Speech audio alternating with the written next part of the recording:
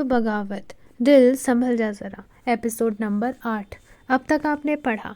गुनगुन जिसने पैरों में मोच लगने का नाटक कर लिया था, तो वहीं न चल पाने और थोड़ा रोने धोने का नाटक करके वह अथर्व और रुद्रांशी की सिंपैथी पा रही थी।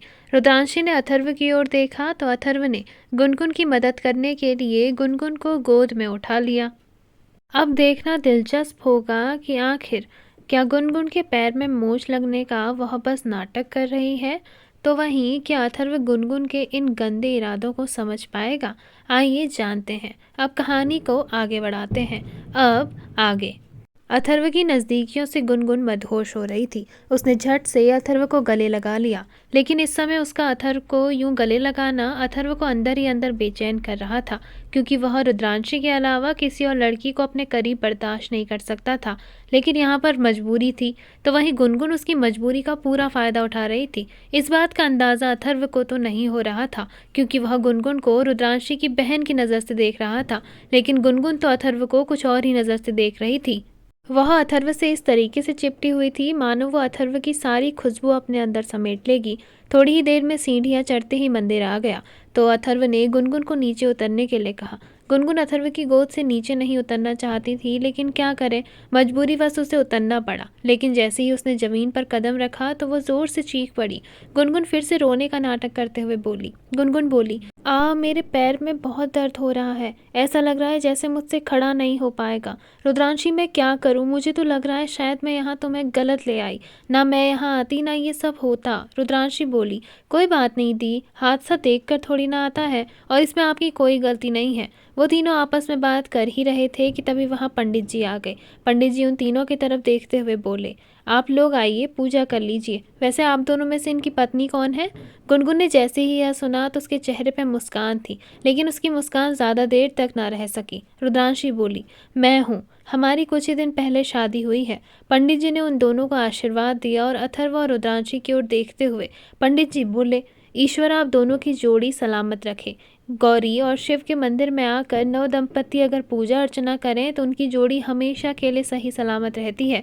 आप एक काम करिए, पूजा में बैठ जाइए और हवन कर लीजिए, वो भी एक दूसरे के साथ गठबंधन बांध के। शिव और गौरी के सामने आशीर्वाद ले लीजिए।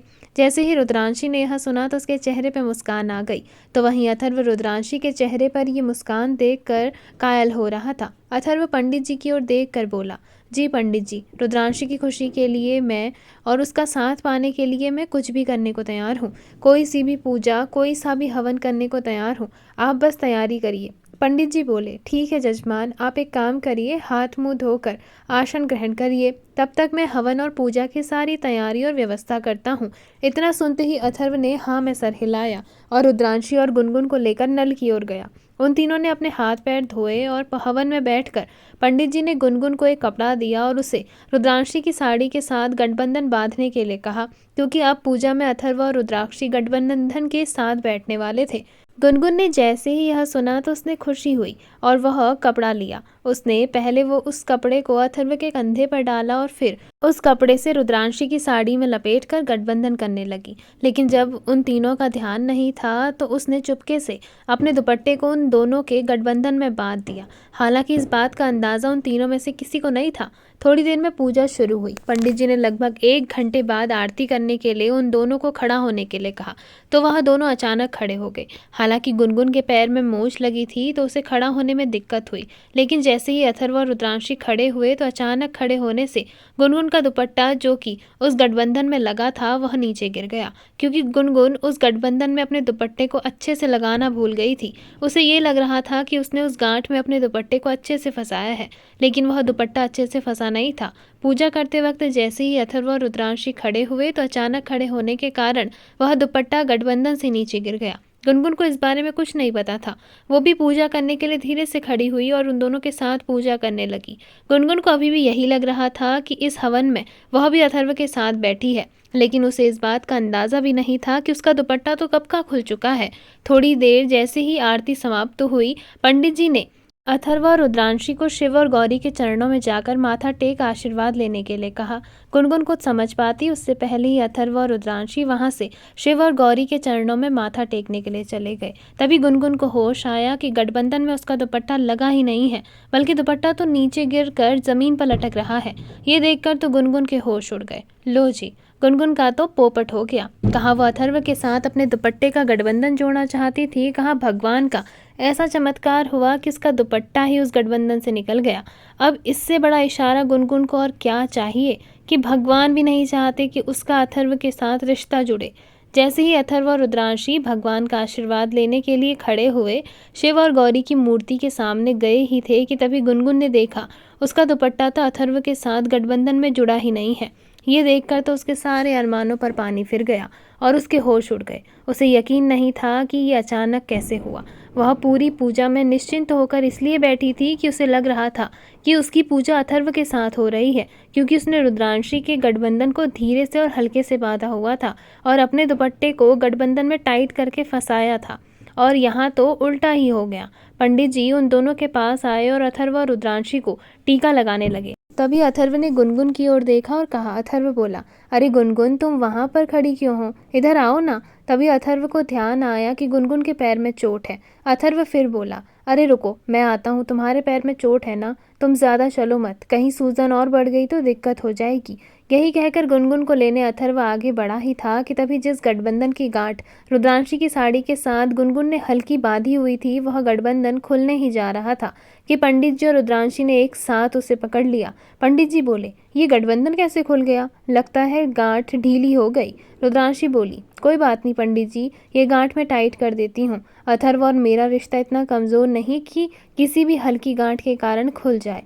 पंडित जी बोले, मैं भी यही चाहता हूँ बेटा, तुम दोनों के प्यार की गांठ हमेशा बनी रहे जैसे ये गठबंधन बंधा हुआ है। बेटा, ये गठबंधन कोई मामूली गठबंधन नहीं है, ये शिव गौरी के मंदिर में किया गया गठबंधन है। इसे अपने घर में जाकर अपने मंदिर में अपने आरती के साथ खोलना और उसके बाद अपने घर के सभी बड़ों का आशीर्वाद लेना। इससे शिव गौरी के साथ साथ तुम्हें अपने इष्ट देव, कुल देवता और घर के सभी बड़ों का आशीर्वाद मिलेगा। रुद्रांशी बोली, जी पंडित जी। तो वहीं गुनगुन, जो कि इस बात से खुश थी कि चलो मेरा दुपट्टा अथर्व के गठबंधन के साथ खुल गया, लेकिन रुद्रांशी की साड़ी की चुनर की गांठ जो उसने हल्की बांधी हुई है वो भी खुल जाएगी, लेकिन ऐसा ना हो सका। उसके मंसूबों पर पानी फिर चुका था। गुनगुन बस मन ही मन में मलाल करके रह गई। उसे बहुत गुस्सा आ रहा था क्योंकि वह अपने प्लान को कामयाब ही नहीं कर पाई थी। अथर्व गुनगुन के पास आया और गुनगुन को पंडित जी के पास लेकर आया। पंडित जी ने गुनगुन को टीका लगाया और फिर उसे आशीर्वाद दिया। पंडित जी गुनगुन की ओर देखकर बोले, तुम्हारी जिंदगी बहुत जल्द बदलने वाली है बेटा। वक्त रहते अगर तुम भगवान के दिए इशारे को समझी नहीं तो कहीं ऐसा ना हो जाए कि बहुत देर हो जाए और तुम्हें समझने का मौका भी ना मिले। पंडित जी की ये बात अथर्व और रुद्रांशी को समझ नहीं आ रही थी, लेकिन गुनगुन समझ चुकी थी। गुनगुन पंडित जी की ओर देखकर बोली। गुनगुन बोली, जानती हूँ पंडित जी, लेकिन मेरी किस्मत में जो है उसे मैं हासिल करके रहती हूँ और फिलहाल तो जिस बदलाव को मैं अपनी ज़िंदगी में चाहती हूँ उसे जल्द ही करके मानूंगी। पंडित जी थोड़ा मुस्कुराए और बोले, बदलाव तो तुम्हारी ज़िंदगी में होगा, लेकिन ऐसा बदलाव होगा जिसकी तुमने कल्पना भी नहीं की होगी। तुमने क्या, किसी ने भी उस चीज़ की कल्पना नहीं की होगी। इतना कहकर पंडित जी अथर्व की ओर देखकर मुड़े और बोले। पंडित जी बोले, अपना ध्यान रखना बेटा, कहीं ऐसा ना हो जाए कि जिंदगी की डोर किसी और की गांठ के साथ उलझकर तुम्हारे रिश्ते को खराब कर दे।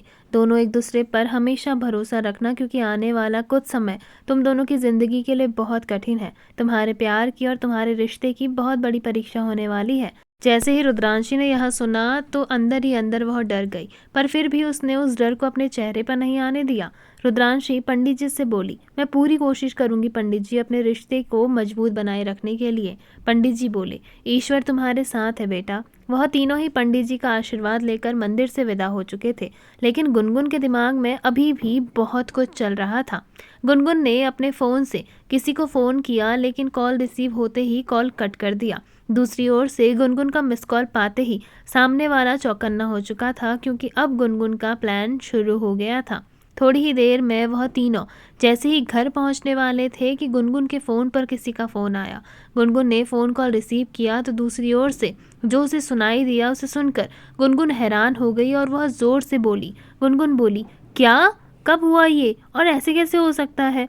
अभी 2 दिन पहले ही तो मैं उससे मिलकर गई थी। ऐसा नहीं हो सकता। आप एक काम करिए, आप उसे अस्पताल लेकर पहुँचे। मैं बस थोड़ी देर में पहुँच रही हूँ। वैसे किस हॉस्पिटल लेकर जा रहे हैं आप उसे? दूसरी ओर से आवाज़ आई। मैम, इन्हें सिटी हॉस्पिटल लेकर जा रहे हैं। आप जल्दी से वहाँ पहुँच जाइए क्योंकि इनकी हालत काफ़ी ज़्यादा सीरियस हो रखी है। गुनगुन ने जैसे ही यह सुना तो उसने जल्दी जल्दी में हाँ में जवाब देते हुए फ़ोन कट कर दिया। तो वहीं गाड़ी अचानक रुक चुकी थी और पीछे से आ रही शिवांग ने भी अपनी गाड़ी को साइड में एक किनारे करके खड़ा कर दिया था। उसे समझ नहीं आ रहा था कि अचानक गाड़ी क्यों रुक गई। वो कुछ समझ पाती उससे पहले ही उसने गाड़ी से रुद्रांशी को उतरते हुए देखा। जैसे ही अथर्व रुद्रांशी ने गुनगुन का यह वाकया सुना तो वह दोनों ही घबरा कर हैरान हो चुके थे।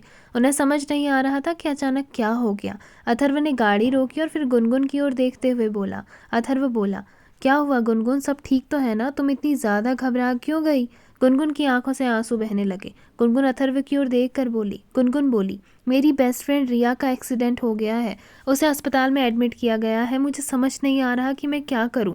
उसके पेरेंट्स भी यहाँ नहीं रहते हैं, वह यहाँ हॉस्टल में रहती है। मुझे बहुत घबराहट हो रही है। मुझे उससे मिलने जाना है। मुझे उससे कैसे भी करके मिलने जाना है। गुनगुन ने इतना ज़्यादा खुद को हाइपर कर लिया था कि अथर्व और रुद्रांशी को कुछ सोचने का मौका ही नहीं मिला। अथर्व बोला, शांत हो जाओ गुनगुन, एक काम करते हैं, मैं तुम्हें हॉस्पिटल छोड़ देता हूँ। रुद्रांशी बोली, यह आपने सही कहा। वैसे भी घर तो आ गया है, मैं अंदर अकेली चली जाऊंगी। इस समय गुनगुन दी का हॉस्पिटल पहुंचना बहुत ज़रूरी है। आप एक काम करो, आप दोनों हॉस्पिटल के लिए निकलें और आप ये गठबंधन मुझे दे दीजिए और ये पूजा की थाली मैं अंदर मंदिर में जाकर रख दूंगी। फिर अब आप दोनों आ जाएंगे तो हम पूजा कर लेंगे। रुद्रांशी और अथर्व दोनों इस बात पर हामी भर चुके थे। तो वहीं रुद्रांशी झट से गाड़ी से उतर गई। तो वहीं अथर्व थोड़ी ही देर में गुनगुन को वहां से हॉस्पिटल के लिए रवाना हो गया। वहीं गाड़ी में अचानक रुकने से पीछे से आ रही शिवांग ने भी अपनी गाड़ी को साइड में एक किनारे करके खड़ा कर दिया था। उसे समझ नहीं आ रहा था कि अचानक गाड़ी क्यों रुक गई। वो कुछ समझ पाता उससे पहले ही उसे गाड़ी से रुद्रांशी उतरते दिखी। शिवांग कुछ समझ पाता उसने देखा कि अथर्व और गुनगुन दोनों ही कहीं के लिए रवाना हो गए हैं। शिवांग रुद्रांशी के पास आया जो कि घर के अंदर जाने के लिए गेट के पास पहुंची थी। वह अचानक शिवांग की गाड़ी देखकर रुक गई। शिवांग गाड़ी से बाहर आया और रुद्रांशी की ओर देखकर बोला। शिवांग बोला, भाभी आप और भाई तो मंदिर जा रहे थे, फिर आप अकेले, भाई और गुनगुन कहाँ गए? रुद्रांशी शिवांग की ओर देखकर बोली, दरअसल गुनगुन दी की बेस्ट फ्रेंड का एक्सीडेंट हो गया है, इसलिए वो दोनों इमरजेंसी में हॉस्पिटल जा रहे हैं। पर आप कहाँ से आ रहे हो? शिवांग बोला, मैं दरअसल किसी काम से मार्केट तक गया था। मैंने आपको देखा तो मैं समझ नहीं पाया कि आप अचानक गाड़ी से उतरी और भाई और गुनगुन कहीं के लिए निकल गए, तब आपसे पूछा सब ठीक तो है ना करके। रुद्रांशी बोली, मुझे कुछ ठीक नहीं लग रहा है शिवांग, पता नहीं क्यों एक अजीब सी बेचैनी हो रही है। ऊपर से गुनगुन दी की फ्रेंड का एक्सीडेंट हो गया, समझ नहीं आ रहा कि आज चल क्या रहा है। शिवांग बोला, आप चिंता मत करिए, गुनगुन अकेले नहीं है, हम सब उसके साथ हैं। भाई कौन से हॉस्पिटल गए हुए हैं? रुद्रांशी बोली, वह दोनों सिटी हॉस्पिटल के लिए निकले हैं। शिवांग बोला, भाभी आप चिंता मत करिए, भाई अकेले नहीं है, मैं भी भाई के साथ चला जाता हूँ, कंपनी मिल जाएगी और साथ में अगर कुछ काम भी करना पड़ेगा तो मैं भाई के साथ मिलकर कर लूँगा। वैसे भी गुनगुन को इस हालत में संभालना भी तो ज़रूरी है। रुद्रांशी बोली, हाँ वो तो है, ठीक है आप भी अस्पताल के लिए चले जाइए, मैं अथर्व को बता देती हूँ। रुद्रांशी ने इतना कहा तो शिवांग बोला, नहीं नहीं भाभी साहब, आप भाई को कुछ मत बताइए, मैं ही बता दूंगा। वैसे भी यहाँ से ज़्यादा दूर नहीं है हॉस्पिटल, आप अंदर चलिए। शिवांग ने गेट पर तैनात बॉडीगार्ड की ओर इशारा किया और उसे अपने पास बुलाया। फिर रुद्रांशी को उसके साथ अंदर की ओर भेज दिया। शिवांग ने रुद्रांशी के मुंह से गुनगुन की फ्रेंड के एक्सीडेंट वाली बात सुनी तो उसे ये बात हजम नहीं हुई। शिवांग समझ गया था कि हो ना हो गुनगुन की कोई साजिश इसमें छिपी हुई है। शिवांग ने बिना समय गवाए गाड़ी स्टार्ट की और सीधे अथर्व और गुनगुन के पीछे दौड़ा दी। गुनगुन जो कि गाड़ी में बैठी इस बात से खुश थी कि अब वो और अथर्व दोनों एक साथ और अकेले हैं। उसने अपने फ़ोन से किसी को मिस कॉल दी। दूसरी ओर से मिस कॉल मिलते ही सामने वाला समझ गया कि उसको क्या काम करना है। तभी गुनगुन बोली, अरे मेरे फ़ोन में तो बैटरी ही नहीं बची। अथर्व क्या तुम अपना फ़ोन दोगे? मैं पता तो करूँ कि आखिर रिया की हालत में सुधार है या नहीं और उसकी हालत कितनी क्रिटिकल हुई है। अथर्व ने भी बिना ज़्यादा सोचते हुए अपना फ़ोन गुनगुन को दे दिया। गुनगुन ने अथर्व के फ़ोन से किसी को कॉल किया, फिर कॉल कट करने का नाटक करके फ़ोन को साइलेंट और स्विच ऑफ कर दिया, जिससे कि अथर्व के बारे में किसी को कुछ ना पता चल सके। तो वहीं गुनगुन और अथर्व इस बात से अनजान थे कि शिवांग उनकी गाड़ी का पीछा कर रहा है। शिवांग मन ही मन में यही सोच रहा था कि उसने गुनगुन को हल्के में लेकर गलती कर दी, लेकिन अभी भी कुछ नहीं बिगड़ा है, वो अभी भी गुनगुन को मात दे सकता है। तो वहीं कार के अंदर बैठा शिवांग अथर्व को फ़ोन करने की कोशिश कर रहा था, लेकिन अथर्व का फ़ोन बार बार स्विच ऑफ आ रहा था। शिवांग समझ गया था कि ज़रूर हो ना हो गुनगुन ने ही अथर्व के फ़ोन को स्विच ऑफ किया हुआ है, लेकिन अब वह ये सोच रहा था कि वह अथर्व से कनेक्ट कैसे करे। थोड़ी ही देर में गुनगुन और अथर्व दोनों जैसे ही अस्पताल पहुंचे तो उन्होंने देखा कि गुनगुन की दोस्त का ऑपरेशन शुरू हो चुका है। गुनगुन बहुत ज़्यादा हाइपर हो चुकी थी, तो वहीं अथर्व गुनगुन को शांत करने की कोशिश कर रहा था। ऑपरेशन गुनगुन ने ही फेक तरीके से करवाया था, किसी को भी ना पता चले गुनगुन नाटक कर रही है और वहाँ कोई एक्सीडेंट नहीं हुआ है, बल्कि ये सब कुछ तो गुनगुन की दोस्त भी इसमें शामिल हुई है। गुनगुन की बेस्ट फ्रेंड रिया भी इन सब में शामिल थी। गुनगुन रिया से कोई बात नहीं छुपाती थी, जिस कारण रिया को पता था कि गुनगुन अथर्व को पसंद करती है।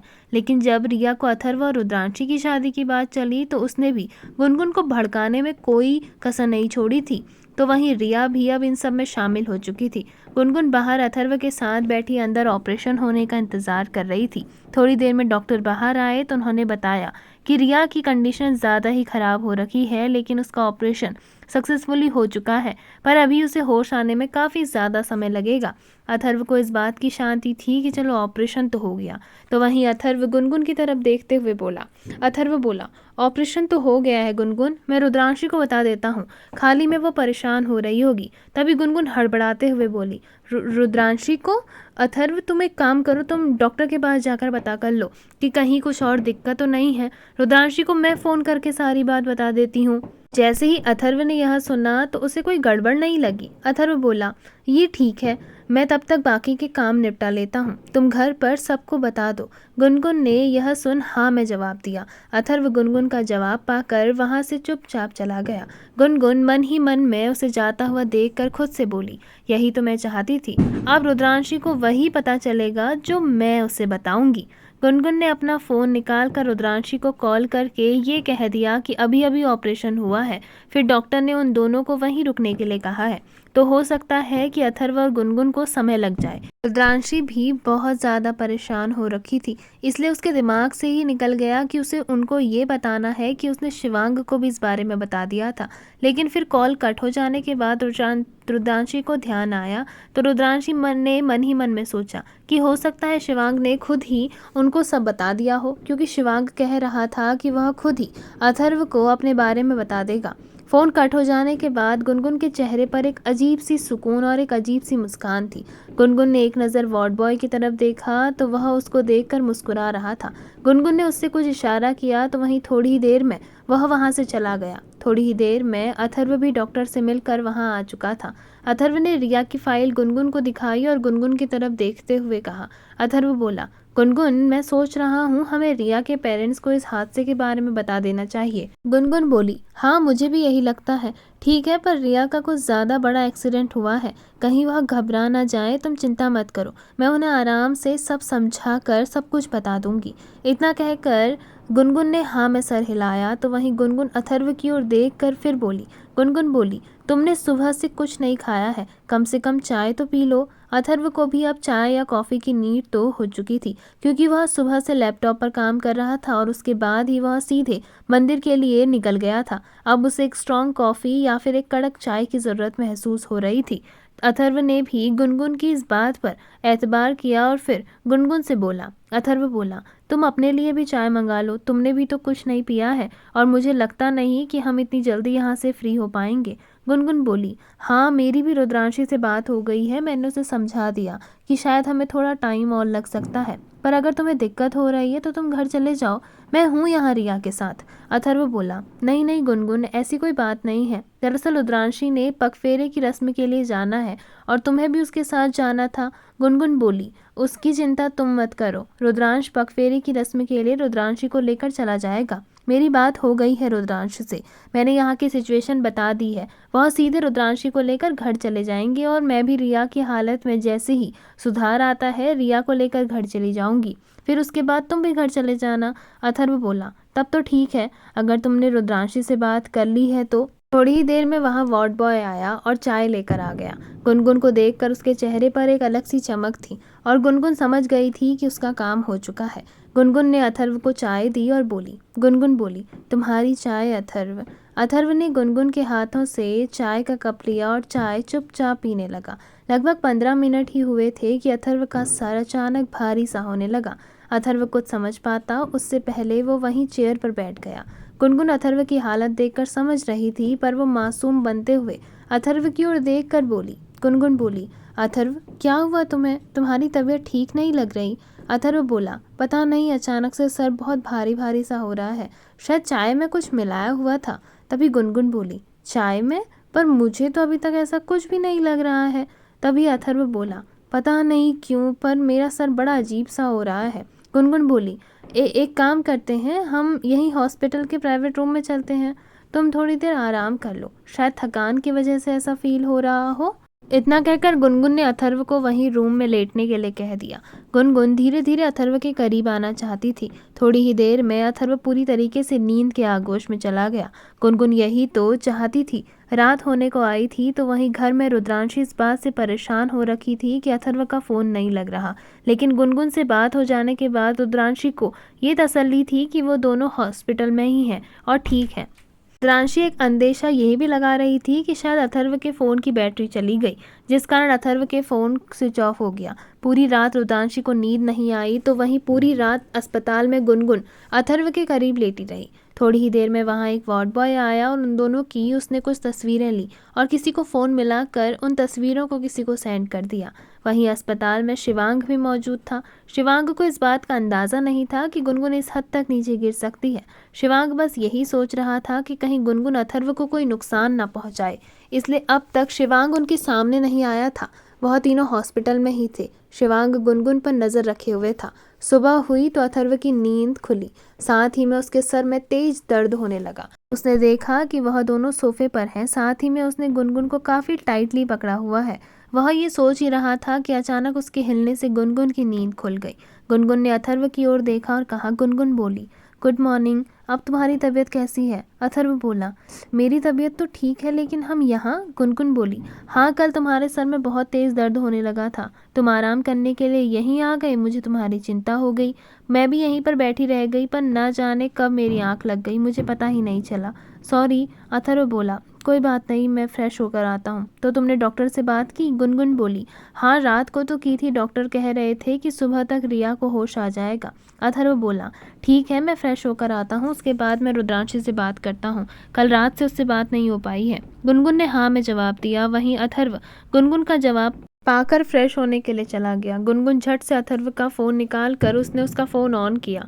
वहीं दूसरी ओर गुनगुन अपने प्लान के पहले कदम को सक्सेसफुली एग्जीक्यूट कर चुकी थी। गुनगुन ने अथर्व को वहाँ से जाते हुए देखा तो वह मन ही मन में बोली। गुनगुन बोली, बस एक कदम और, उसके बाद तुम सिर्फ मेरे। वैसे भी राज्याभिषेक में अभी 1 हफ्ता बाकी है और मुझे 1 हफ्ते से पहले पहले ही तुम्हें अपना बनाना है और रुद्रांशी को तुम्हारी ज़िंदगी से हमेशा के लिए बाहर करना है। इतना कहकर गुनगुन के चेहरे पर कुटिल मुस्कान आ गई। थोड़ी देर में वहाँ शिवांग भी आ गया। गुनगुन शिवांग को देखकर हैरान थी। कमरे में अचानक शिवांग के आने से गुनगुन थोड़ा हड़बड़ा गई और शिवांग की ओर देखकर बोली। गुनगुन बोली, तुम यहाँ क्या कर रहे हो? शिवांग बोला, वो तो मुझे तुमसे पूछना चाहिए कि तुम यहाँ क्या कर रही हो। वह दोनों आपस में बात कर ही रहे थे कि तभी वॉशरूम का दरवाज़ा खुला। अथर्व वॉशरूम से बाहर आया तो वह सामने शिवांग को देखकर हैरान था। अथर्व बोला, शिवांग, तुम यहाँ? शिवांग बोला, हाँ भाई, वो मैं कल रात ही आ गया था, पर मुझे अचानक कुछ काम पड़ा तो मुझे जाना पड़ा, जिस कारण मैं आपसे मिल नहीं पाया। मैंने भाभी से कहा था कि मैं आपको इन्फॉर्म कर दूंगा, पर मैं भूल गया, सॉरी भाई। भाभी ने मुझे बताया था कि गुनगुन की फ्रेंड की हालत ख़राब हुई है। क्या हुआ, सब ठीक तो है ना? गुनगुन बोली, हाँ, सब ठीक है, वैसे तुम्हारे आने की ज़रूरत नहीं थी, मैं और अथर्व थे यहाँ। शिवांग बोला, ऐसे कैसे मेरे आने की ज़रूरत नहीं थी? वैसे भी भाई को और भी काम है और उनका इंतज़ार करने के लिए उनकी बीवी घर में है, तो तुम मुझसे बोल देती या घर में किसी और को। देखो गुनगुन, तुम्हें समझना चाहिए, भाई और भाभी की नई नई शादी हुई है और माँ ने कहा था कि मंदिर से लौटने के बाद भाई और भाभी को पूजा भी करनी है साथ में।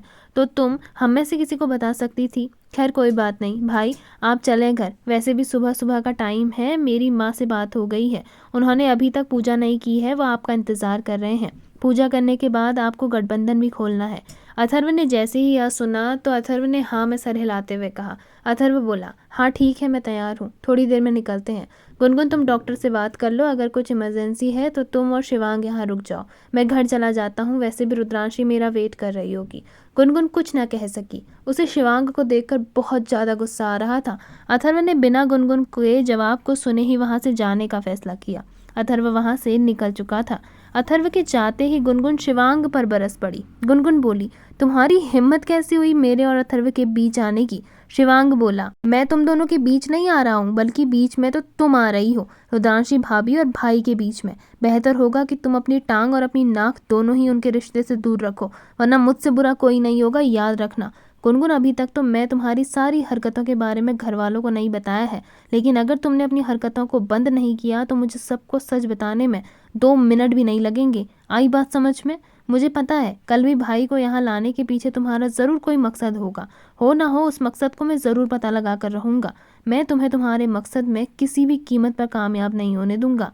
गुनगुन बोली, ट्राई करके देख लो, मैं तो अपने एक प्लान को कामयाब कर चुकी हूँ, बस 2 दिन और। उन 2 दिनों के बाद ऐसा धमाका होगा कि तुम कुछ नहीं कर पाओगे। शिवांग बोला, देखते हैं कि 2 दिन बाद बाजी किसकी तरफ होती है, तुम्हारे या मेरे। गुनगुन बोली, मैंने हारना सीखा ही नहीं है। शिवांग बोला, और मैंने सिर्फ हराना सीखा है। मज़ा तो बहुत आएगा तुम्हारे साथ इस खेल में। बहुत घमंड है ना तुम्हें कि तुम जिसे चाहो उसे पाना चाहती हो, तो इतना याद रखना, मैं शिवांग सिंह राठौर हूँ और अब मेरी हसरत, जुनून और ज़िद तुम्हें भाई और भाभी की ज़िंदगी से बाहर निकालने की है, और मैं अपनी ज़िद को किसी भी तरीके से पूरा करके दम लेता हूँ। गुनगुन बोली, देखते हैं। शिवांग ने घूर कर गुनगुन को देखा और वहाँ से बाहर चला गया।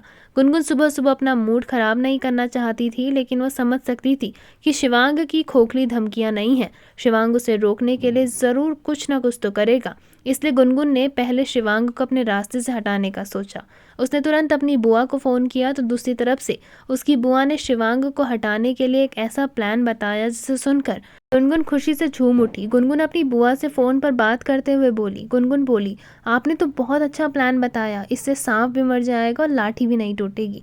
अब देखती हूँ शिवांग सिंह राठौर खुद को कैसे बचाता है, क्योंकि जब तक वो समझ पाएगा तब तक मैं अपना खेल खेल चुकी होंगी और अथर्व हमेशा के लिए मेरा हो जाएगा। गुनगुन की बुआ बोली, बिल्कुल सही जा रही हो मेरी बच्ची, तुम्हें किसी को नहीं छोड़ना है, जो तुम्हारा है तुम्हें उसे पा कर ही दम लेना है। गुनगुन बोली, हाँ बुआ, जो मेरा है उसे मैं पा कर ही दम लूँगी।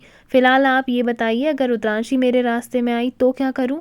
गुनगुन की बुआ बोली, तो एक काम करो, उसे रास्ते से ही हटा दो। याद रखो गुनगुन, कांटा अगर ज़्यादा ही चुभने लगे तो उसे निकालने में ही फ़ायदा है। रुद्रांशी अगर जाएगी तभी तो अथर्व की ज़िंदगी में रुद्रांशी की जगह ले पाओगी। मैंने वो पिक्चर्स मीडिया को भेज दी हैं, बस अब सही समय का इंतज़ार करना है। तभी गुनगुन बोली, वैसे भी रुद्रांशी कल पगफेरे के लिए घर नहीं गई है, मुझे अभी पता चला। शिवांग ने बताया कि बिना पूजा के दादी जी ने उन्हें घर से नहीं जाने दिया, तो शायद आज वो लोग घर जाएं और हमारे साथ साथ अथर्व भी आएगा। तो क्यों ना कल एक पार्टी की शुरुआत की जाए जिसमें सब मौजूद हो। सबके सामने अगर ये तमाशा होगा तो मुझे बहुत अच्छे से सिंपैथी मिलेगी और साथ ही में जो मैं चाहती हूँ वो भी हो जाएगा। गुनगुन की बुआ बोली, बिल्कुल ठीक आइडिया है बेटा, मैं तेरे साथ हूँ और तू चिंता मत कर, मैंने तेरे लिए वो स्पेशल दवाई ऑर्डर कर दी है, अब बस शाम को तुझे मिल जाएगी। गुनगुन बोली, थैंक यू बुआ, मैं यही तो चाहती थी, आप बहुत अच्छी हैं और सचमुच आप मुझसे बहुत प्यार करती हैं। गुनगुन की बुआ बोली, बेटा तू मेरी बड़ी बहन की इकलौती निशानी है, तुझे तो मैं सबसे ज़्यादा प्यार करती हूँ और तू चिंता मत कर, मुझसे जो बन पड़ेगा मैं वो सब करूँगी, तुझे तेरा प्यार दिलाने में मैं भरपूर तेरी मदद करूँगी। गुनगुन बोली, थैंक यू सो मच बुआ, आई लव यू। दूसरी ओर से बुआ बोली, आई लव यू टू मेरा प्यारा बच्चा। गुनगुन का पहला प्लान तो कामयाब हो गया, तो वहीं गुनगुन का दूसरा प्लान भी जल्द ही शुरू होने वाला है। तो वहीं क्या पार्टी में होने वाला है कोई नया तमाशा, देखना बेहद दिलचस्प होगा। आपको कहानी का यह भाग कैसा लगा कमेंट सेक्शन में कमेंट करके ज़रूर बताइएगा। वीडियो पसंद आई हो तो वीडियो को लाइक करेगा, शेयर करेगा, कमेंट करिएगा और बेल आइकन दबाकर चैनल को सब्सक्राइब करना ना भूलिएगा, ताकि आप इस कहानी के आने वाले किसी भी भाग को बिना मिस किए देख सकें। धन्यवाद।